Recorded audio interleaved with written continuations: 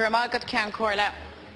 Minister, yesterday your colleague Minister Noonan, was asked to justify the imposition of water charges on citizens and families at a time when your government beats its collective chest about a recovery.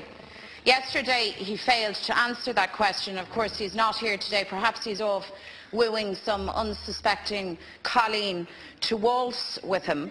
So today I will return to the issue.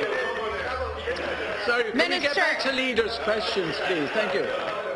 Minister, how can you talk about a neutral budget as you prepare to land this unjust tax on citizens and families? How is it neutral to land an additional bill on the doormat? How is it neutral to ask families who are just keeping their head above water to pay just another bill? Is it neutral to ask families who are in financial distress and struggling to keep a roof over their head to pay for the water that they use to wash, to cook, to live? Is your own domestic water supply safe, Minister? Because the water in the taps of many people in Roscommon is not, as I'm sure you are aware as you traverse that county looking for people's votes in the by-election. Minister, is it neutral to demand a water charge from families who have contaminated water in their taps? Minister, thank you. As Michael Noonan pointed out, the recovery that we are enjoying in this country hasn't happened by accident. It's happened because the government made certain choices. One of those choices was to broaden the tax base so that we wouldn't be taxing employment. That has been advised by everyone who's looked at the challenge of an economy like ours. And we are getting the result from the difficult choices we've made. We now have 70,000 more people at work than when we started the Action Plan for Job process. So that prosperity that we're starting to see regenerate in our economy, your party has opposed every single measure. You've opposed everything.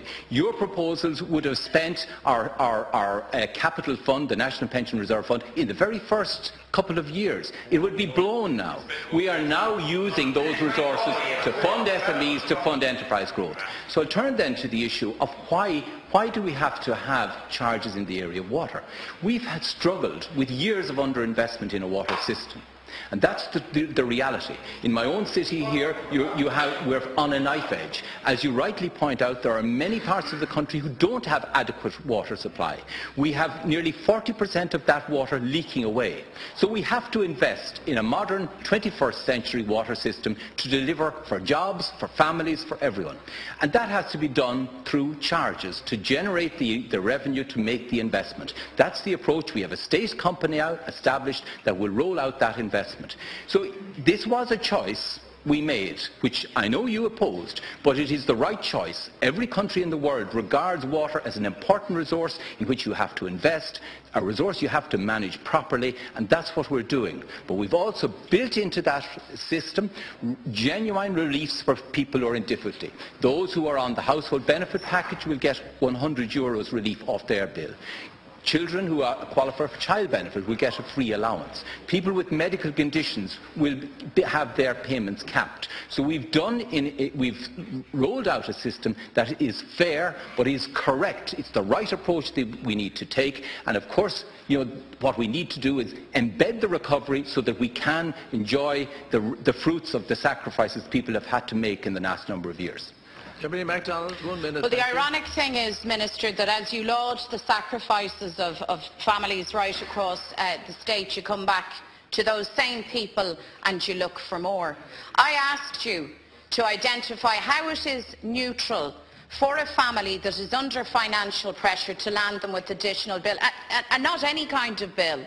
A bill that relates to something as basic and fundamental as water. And of course, you haven't answered that question because you can't answer that question. You know, as I do, Minister, that it is farcical to talk about a recovery or a neutral budget when you go and make that ask of families. So, Minister, in the real world, there are people right across the state who await the pronouncement of the regulator to find out just how much they will have to pay. And those same families can tell you, as they have told me, that they will not be in a position to meet this bill. They do not regard it as progressive or fair. They do not feel it as a sign of recovery. They will experience it as yet another imposition on them, the very population that have endured at this stage years of austerity and cuts. So how on earth, Minister, is that a neutral position to take? Or is it just... Could it be that the neutral budget rhetoric is simply camouflage for more pain on low and middle income families, the same families that you have targeted throughout your entire time in government? Minister to reply. Would you let the Minister reply? You might be a Minister someday.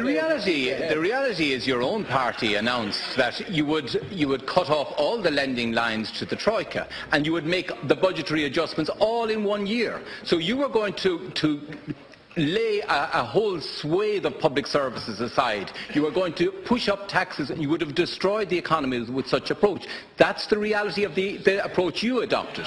We instead have adopted a prudent approach which is now seeing the benefits. As you rightly say, we will not have to impose any new taxes in the forthcoming budget. We will not have to impose any net spending increases.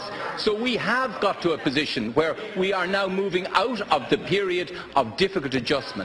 And we're seeing the fruits of that in employment growth. And that's how you spread the benefits. That's how you reduce poverty in the country, by addressing those employment needs. Of course we recognise that people don't like to have to pay for a charge that they didn't have to pay for before.